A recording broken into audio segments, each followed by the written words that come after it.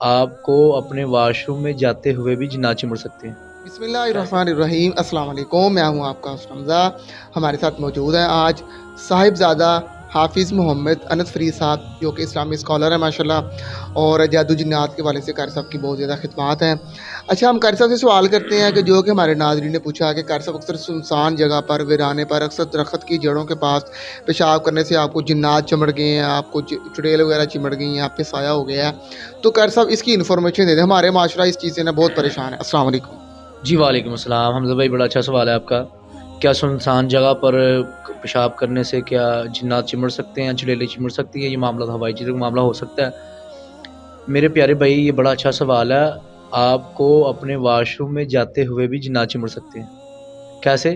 جب آپ نے اللہ کے نبی کی بات پر عمل نہ کیا ہو، اور آپ عمل سے مراد کہ آپ نے دعا نہیں پڑھی، اللہم انی اعوذ بک من الخبث والخبائث، آپ نے فرمایا جب بھی واش روم میں جانا ہے تو یہ دعا پڑھ کے جانا ہے۔ اور سنسان جگہ سے والے سے یہ معاملہ تو ہو جاتے ہیں، اور ہو بھی جاتے ہیں، ہو بھی سکتے ہیں۔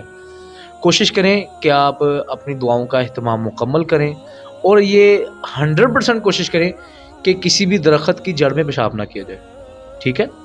درخت لگانا ایک سنت بھی ہے، ایک عبادت بھی کہہ سکتے ہیں، اور یہ صدقہ جاریہ بھی ہے۔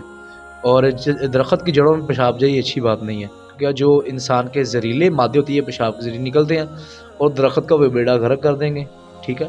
تو سنسان جگہوں پر یہ معاملہ ہو جاتے ہیں، لیکن کوشش کریں کہ اپنی دعاؤں کا اہتمام مکمل کریں، اور کوشش کیا کریں کہ جب بھی واش روم میں جانا، کہیں واش روم ملے تو بہتر ہے، کہیں سنسان جگہوں پہ واش روم پیشاب نہ کیا جائے، ایسا کام نہ کیا جائے۔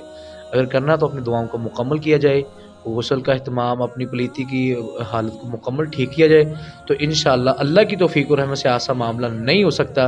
کوشش کریں کہ ان کے خوف سے، ڈر سے نکل جائیں۔ اب یہ پاکستان میں بہت زیادہ پھیل چکا ہے جادو جنات، ان کے خوف سے نکل جائیں، یہ ہمارا کچھ بھی نہیں بگاڑ سکتے۔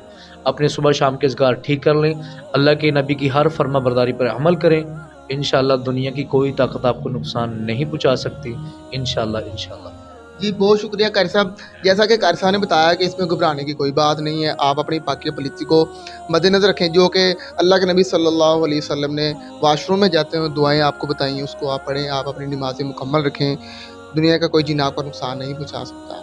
اگر آپ بھی کوئی سوال کرنا چاہ رہے ہیں تو آپ ہمیں کمنٹ سیکشن میں اپنے سوال پوچھ سکتے ہیں، ہم آپ کے ہر سوال کا انشاءاللہ پراپر قاری صاحب سے ٹائم لیں گے، اس کی ویڈیو بنائیں گے اور آپ کی خدمت میں حاضر کریں گے۔